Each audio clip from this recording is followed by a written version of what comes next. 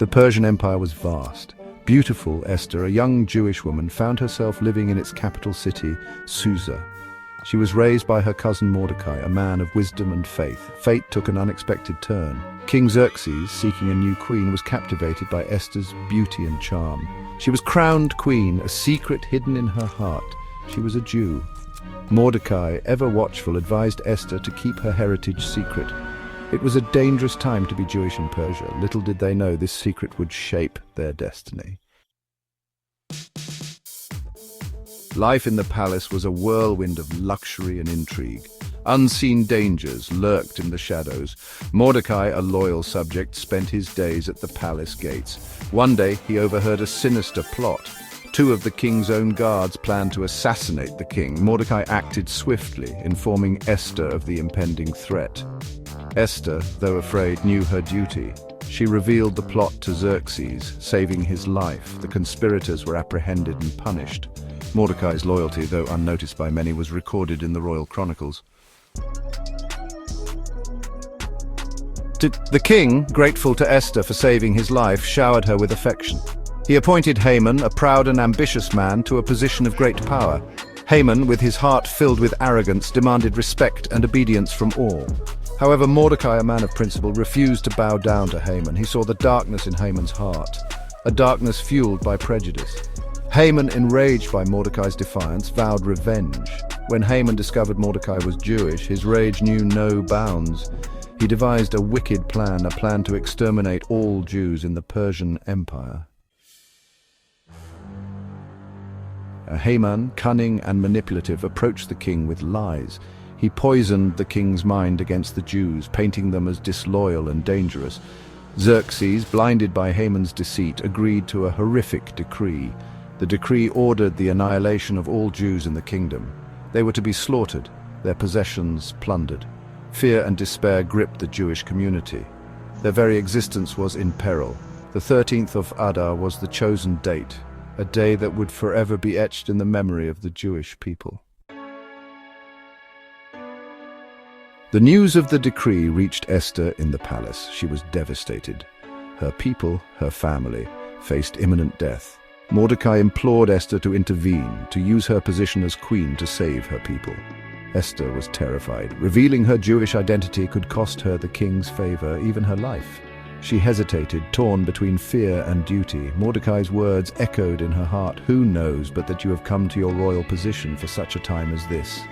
His words ignited a spark of courage in Esther's soul. She would risk everything to save her people. Section 6. The First Banquet Seeds of Doubt.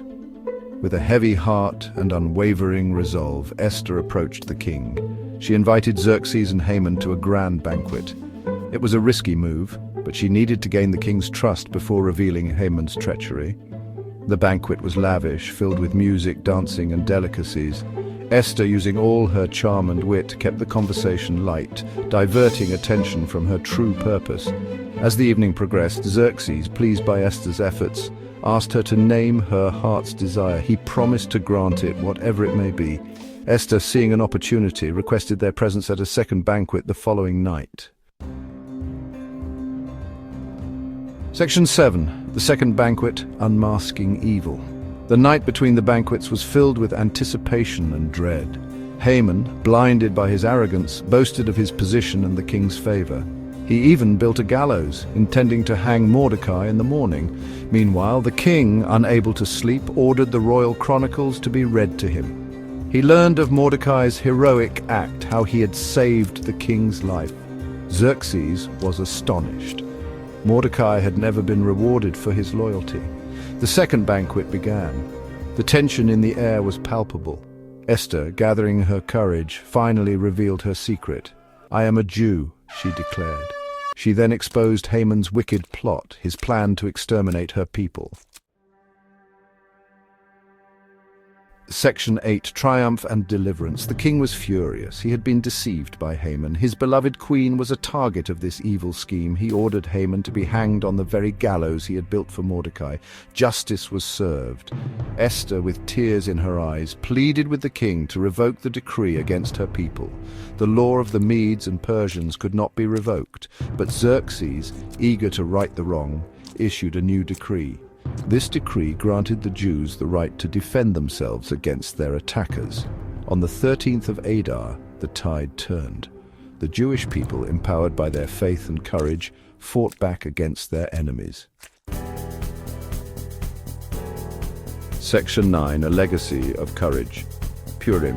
The victory of the Jews was swift and decisive. They overcame their enemies, securing their safety and freedom. The memory of their deliverance was forever etched in their hearts. To commemorate their miraculous survival, Esther and Mordecai established the festival of Purim.